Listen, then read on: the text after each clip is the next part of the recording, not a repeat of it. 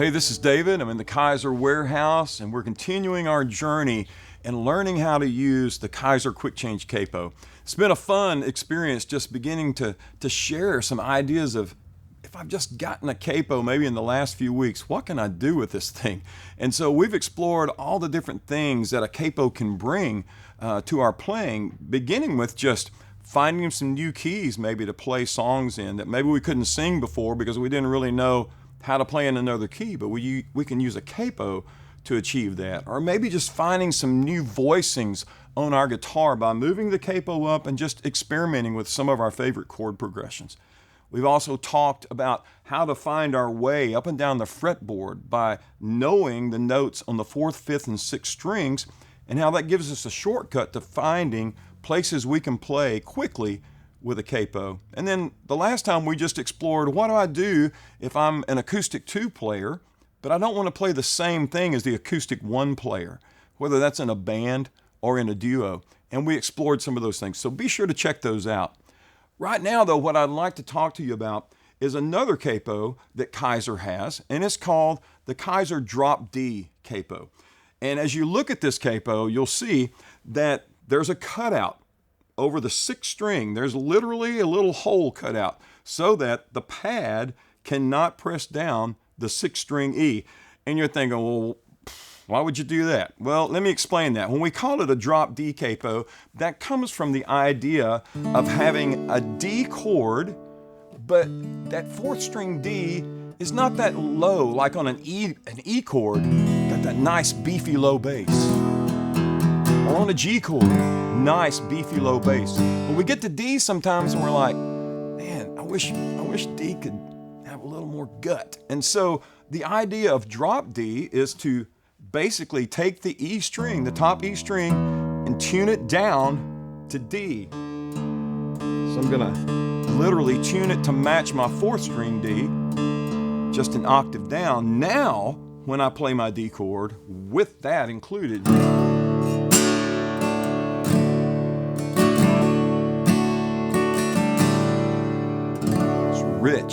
it's rich. Now, the tricky part about drop D is that since I've dropped this string down a whole step, equivalent to 2 frets, from an E to a D, my G chord no longer works because this note has also been dropped. So when I'm playing in D, I need a G chord, but that does not work. So in drop D, I have to reorganize my fingers to accomplish the G. The G is now on the 5th fret, and I have to kind of make my G in a different way to get the sound. So here's D, G, A, D.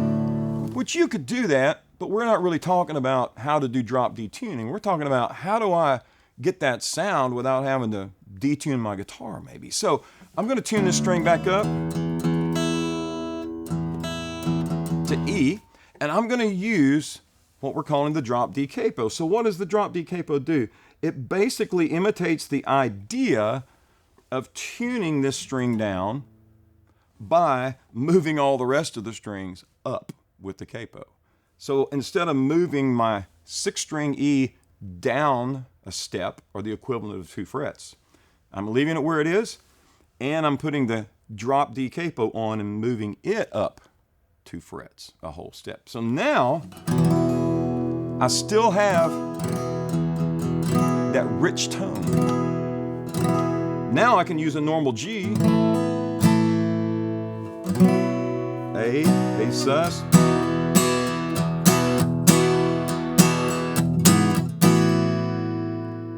it's rich. I love that tone. Now, there is one little tricky part with this. You'll notice that I broke the rules from my other videos. It's like, Dave, you told me, hey, put the capo right behind the fret wire, and you noticed that I did not do that with this capo, and there's a reason. In order for me to make an E minor chord, I need that fret where that capo is. I need that note.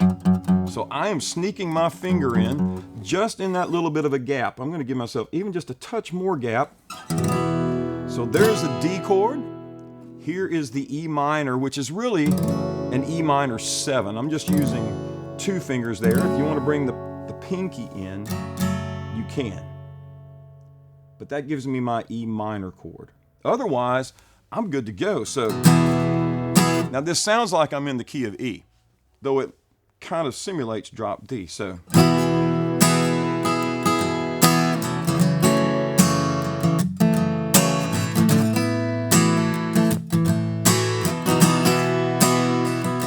B minor form.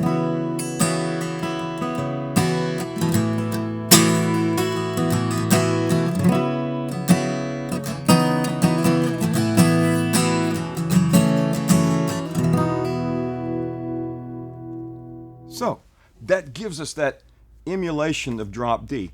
Now, what if I wanted, though, to use that sound, but I really want to do it way up high, Dave. I'm going to play, like maybe you're going to be playing in the key, somebody else is playing in the key of G, and you want to play along as the acoustic 2 player, and you know that, hey, capo 5, key of D, sounds like G.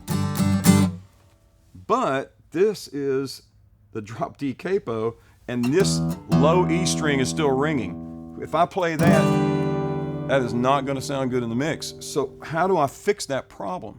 Well, what I do is I just follow with my normal quick change capo 2 frets back from the drop D, and that takes care of the issue. So now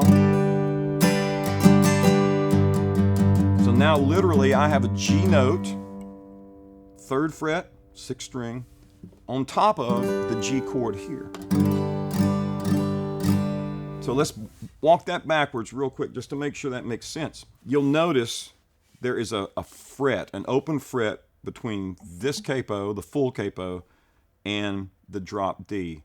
And so that matches what we see when we have the drop D capo in its normal position, 2nd fret, playing with chords in the key of D. But if I move it up a fret, then I have to bring in a full capo behind it so that it also moves the bass note up with me. So if I move it up 2 more frets, same principle, 2 more frets with this one.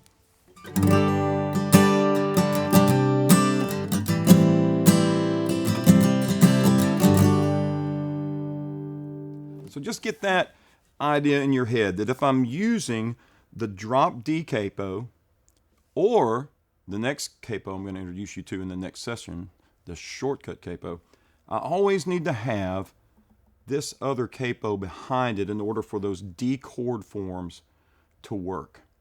All right, you may not have one of these, but I'm sure you know a place you can order one or go buy one today. Go grab a drop D capo and try it out and let your creative juices flow. And we'll see you in the next session.